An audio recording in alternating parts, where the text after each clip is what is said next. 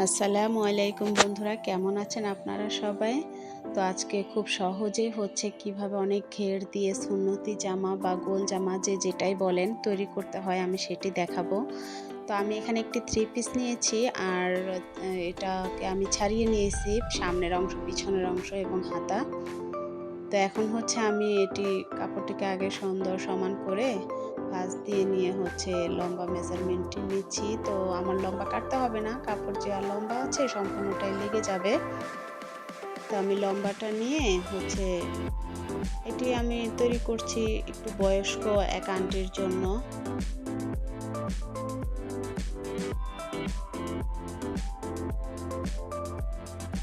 আমি সেলাইয়ের জন্য হচ্ছে 1/2 ইঞ্চির মতো এক্সট্রা উপরে রেখে মার্জিন দিয়ে একটি দাগ টেনে নিচ্ছি স্কেল দিয়ে।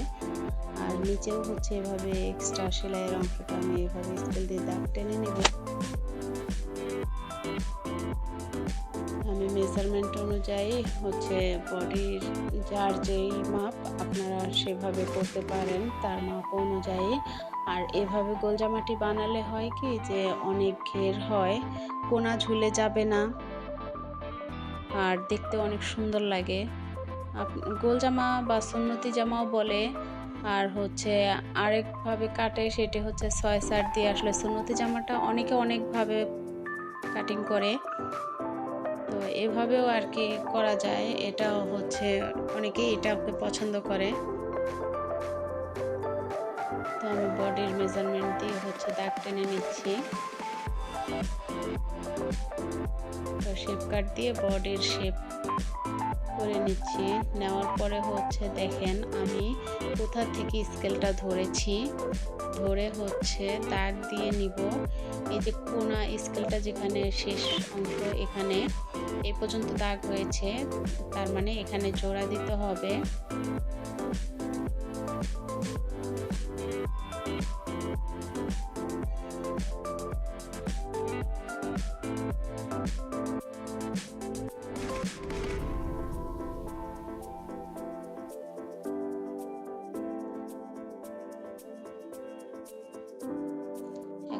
আমি পিছনের অংশটা যেটা ফার্স্টে কাটিং করলাম সেটি ছিল জামার সামনের অংশ, আর এখন আমি পিছনের অংশটি ভাঁজ দিয়ে তার উপরে হচ্ছে সামনের অংশটি একদম সমান করে বসিয়ে কেটে নিয়েছি।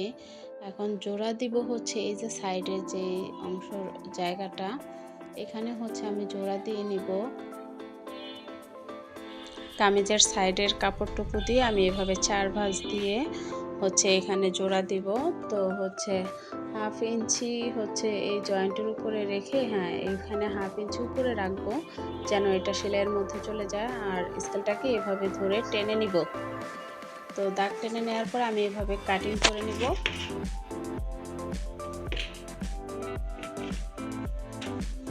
তো আমার কাটা হয়ে গেছে। এখন হচ্ছে আমি ফিতা দিয়ে এখান থেকে 2 ইঞ্চি ডাউন করে মার্ক করে নিব। অনেকে 1 ইঞ্চি দেয়, 1.5 ইঞ্চি দেয়, তো আমি 2 ইঞ্চি দিচ্ছি, কারণ এখানে একটু বেশি করে না দিলে ঝুলে যাবে, আর ঝুলে গেলে জামাটি দেখতে ভালো লাগবে না পরার পরে।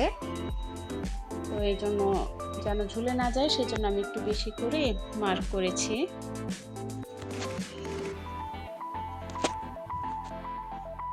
তো আপুরা যারা নতুন কাজ শিখছেন বা নতুন যারা সুন্নতি জামা বা গোল জামা এভাবে কাটতে পারছেন না, ভিডিওটি দেখলে সহজেই কাটতে পারবেন।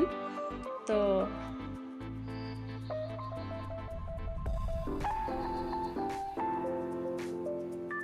সেলাই করার সময় আগে হচ্ছে আমি এই টুকরা কাপড়গুলো জয়েন্ট দিয়ে নিব, জোড়া দিয়ে নিব। জোড়ার কাপড়গুলো হয়ে গেলে তারপর হচ্ছে আমি জামাটি সেলাই করব।